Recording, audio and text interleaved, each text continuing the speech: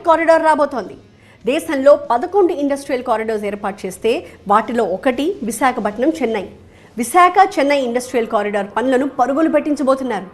ఇండస్ట్రియలిస్టులకు ఒక డెస్టినేషన్ పాయింట్గా ఏపీని మార్చేస్తున్నారు. Just single point of contact ద్వారా పరిశ్రమలకు అవసరమైన అనుమతులన్నీ ఇస్తున్నారు. స్వయంగా ముఖ్యమంత్రి చంద్రబాబు సారథ్యంలోనే ఎకనామిక్ డెవలప్మెంట్ బోర్డు నడుస్తోంది. విశాఖను ఆర్థిక రాజధానిగా మార్చడానికే గోదావరి జలాలను ఉమ్మడి విశాఖకి తీసుకురావాలి అనుకుంటోంది కూటమి ప్రభుత్వం. పరిశ్రమలు, జనాభా అవసరాలు తీర్చేందుకు పోలవరం ద్వారా గోదావరి నీటిని తీసుకురాబోతున్నారు. సో ప్రస్తుతం దేశంలోనే 9వ అతిపెద్ద ఎకనామిక్ సిటీగా ఉన్న విశాఖని వచ్చే 5 ఏళ్లలో 5వ అతిపెద్ద ఆర్థిక నగరంగా తీర్చిదిద్దేలా ప్రణాళిక రచిస్తున్నారు. అయితే 9వ అతిపెద్ద ఎకనామిక్ సిటీగా ఉన్న విశాఖ ఎయిర్ కనెక్టివిటీలో మాత్రం 27వ స్థానంలో ఉంది. ఈ గ్యాప్ని భోగాపురం ఇంటర్నేషనల్ ఎయిర్పోర్ట్ తగ్గించబోతోంది. ఒక్కసారి భోగాపురం ఇంటర్నేషనల్ ఎయిర్పోర్ట్లో సర్వీసెస్ స్టార్ట్ అయ్యాయంటే విశాఖతో పాటు ఉత్తరాంధ్ర జిల్లాల్లో అభివృద్ధి విప్లవమే కనిపిస్తుంది. అటు American embassy, passport office, visa centres విశాఖలో ఏర్పాటు చేయబోతోంది. భోగాపురం ఎయిర్పోర్ట్ కనెక్టివిటీతో నేరుగా అమెరికా నుంచి విశాఖకి ప్రయాణాలు మొదలవుతాయి. హైదరాబాద్లో ఐటీ రెవల్యూషన్కి కారణమైన వాటిలో ఒకటి international airport. So Bhogapuram international ఎయిర్పోర్ట్తో హైదరాబాద్ రేంజ్ చేంజ్ వస్తుంది విశాఖలో. భవిష్యత్తుని దృష్టిలో పెట్టుకుని ఇప్పటి నుంచే గ్లోబల్ మార్కెట్కి ధీటుగా విశాఖలో వరల్డ్ క్లాస్ ఇన్ఫ్రాస్ట్రక్చర్ని క్రియేట్ చేస్తున్నారు. పబ్లిక్ ప్రైవేట్ పార్ట్నర్షిప్ మోడల్లో క్రిటికల్ ఇన్ఫ్రా, హౌసింగ్ ప్రాజెక్ట్స్ చేపట్టబోతున్నారు. లూలు గ్రూప్ కూడా తిరిగి ఏపీలో అడుగు పెడుతోంది. విశాఖలో మాల్, మల్టీప్లెక్స్ల నిర్మాణం చేపట్టడానికి ఆసక్తి చూపిస్తోంది. ఇక అనకాపల్లి, భీమిలి రోడ్ విశాఖ నగరం మీదుగా వెళుతూ ఉండడంతో ట్రాఫిక్ సమస్య విపరీతంగా ఉంటుంది. ఇందుకోసం 12 ఫ్లైఓవర్లు ప్రతిపాదించారు.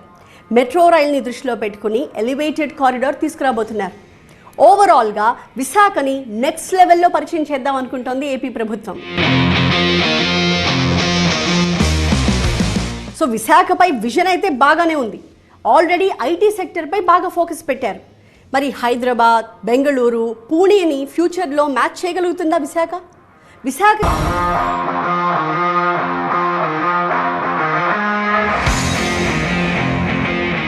Welcome back to TV9 exclusive.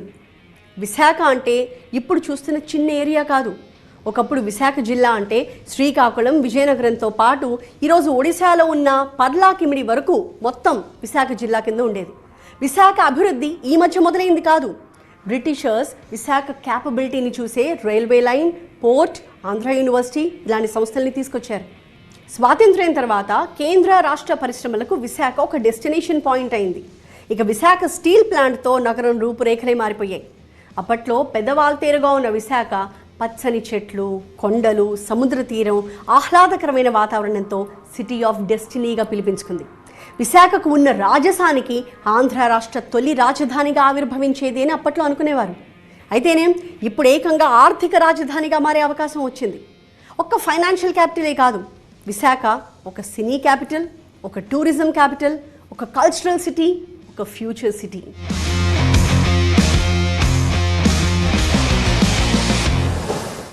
ఏపీలో మెగా సిటీ అంటే విశాఖే. హైదరాబాద్, చెన్నై, బెంగళూరు, ముంబై సిటీలతో పోటీ పడే సత్తా ఉంది విశాఖ నగరానికి. భవిష్యత్తులో ఏపీకి గ్రోత్ ఇంజన్గా మారేది కూడా విశాఖ నగరమే అనేది ఆర్థికవేత్తల అంచనా. విభజన తర్వాత ఆర్థికంగా కష్టాల్లో ఉన్న ఏపీని ఆదాయం పరంగా ఆదుకునేది విశాఖే అనే ఒక భావన ఉంది.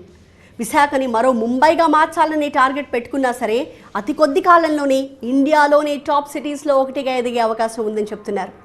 మరీ పాజిటివ్గా చెప్పుకోవాలి అంటే ఏషియాలోనే వేగంగా అభివృద్ధి చెందే నగరంగా కూడా విశాఖ నిలుస్తుంది అంటున్నారు.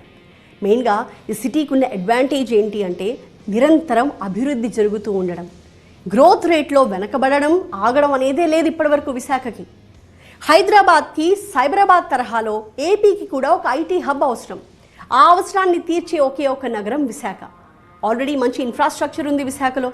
సముద్ర తీరం ఉండడం, కమర్షియల్ సెంటర్గా ఉండడం ఇంకొక అడ్వాంటేజ్. పైగా విశాఖలో engineering colleges, universities, educational institutes వల్ల ఐటీ సెక్టర్కి కావాల్సిన హ్యూమన్ రిసోర్సెస్ అక్కడ ఈజీగా తయారవుతాయి, ఈజీగా దొరుకుతాయి. ఏపీలో ఏడాదికి 3 లక్షలకు పైగా విద్యార్థులు డిగ్రీ అందుకుంటూ ఉంటే అందులో ఒక్క విశాఖ చుట్టుపక్కల నుంచి 1.5 మంది వస్తున్నారు. నిజానికి విశాఖ ఐటీ సెక్టర్లో ఇప్పటికే 10,000 మంది పనిచేస్తున్నారు. దేశీయ సాఫ్ట్వేర్ దిగ్గజాలైన TCS, ఇన్ఫోసిస్ క్యాంపస్లు విశాఖలో ఉన్నాయి. టీసీఎస్ ఇంకొక 20,000 ఉద్యోగాలు క్రియేట్ చేయబోతోంది. తాజాగా గూగుల్ సంస్థ వైజాగ్ రావడానికి రాష్ట్ర ప్రభుత్వంతో ఒక ఒప్పందం చేసుకుంది. త్వరలోనే గూగుల్ క్లౌడ్ క్యాంపస్ విశాఖలో మొదలవుతుందని చెప్తున్నారు. ఒకప్పుడు హైదరాబాద్ ఐటీ సెక్టర్ని మైక్రోసాఫ్ట్ ఎలా టర్న్ చేసేసిందో సేమ్ అలాగే గూగుల్ కూడా ఇప్పుడు విశాఖ ఐటీ రేంజ్నే మార్చేయబోతోంది. గూగుల్ గనక తన కార్యకలాపాలను విశాఖలో స్టార్ట్ చేస్తే విశాఖ రూపురేఖలే మారిపోతాయి. గూగుల్తో ఒప్పందం ద్వారా దాదాపుగా 20 లక్షల మందికి ఉపాధి కలుగుతుందని అంచనా వేస్తున్నారు. సో ఎంత పెద్ద పెట్టుబడి విశాఖకు వచ్చిందో మనం అర్థం చేసుకోవాలి.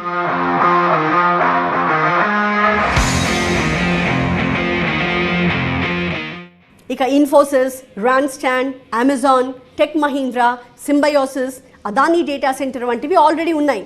వీటితో పాటు ఆంధ్ర యూనివర్సిటీలో ఆర్టిఫిషియల్ ఇంటెలిజెన్స్పై సెంటర్ ఆఫ్ ఎక్సలెన్సీ, పారిశ్రామిక రంగంలో 4th జనరేషన్ టెక్నాలజీని ప్రోత్సహించడానికి కల్పతరువు పేరుతో సెంటర్ ఆఫ్ ఎక్సలెన్సీ ఏర్పాటు చేశారు.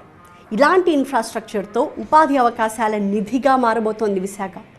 ఓవరాల్గా ఐటీ ఇనేబుల్డ్ సెక్టార్లో ఒక్క విశాఖలోనే వచ్చే 5 ఏళ్లలో 5 లక్షలకు పైగా ఉపాధి అవకాశాలు వస్తాయని పల్సస్ గ్రూప్ ఒక రిపోర్ట్ ఇచ్చింది.